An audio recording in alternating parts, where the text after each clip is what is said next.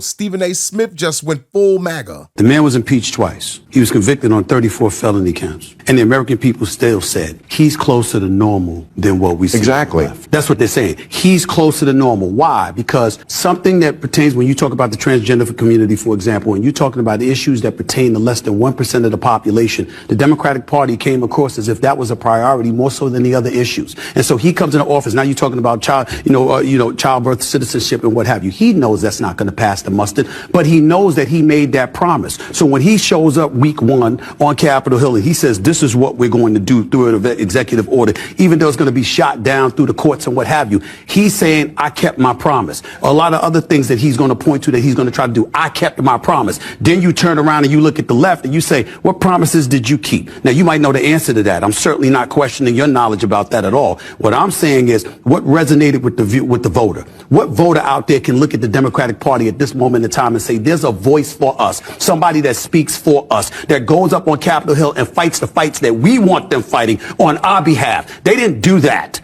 And that's why their behinds are home, and that man is back into the White House, and they want to sit up there and talk. You look at the networks right now, they're talking about, look at it, this is the latest, look at him, here he goes again. Well, you know what here he goes again means? He's doing what he said he was going to do.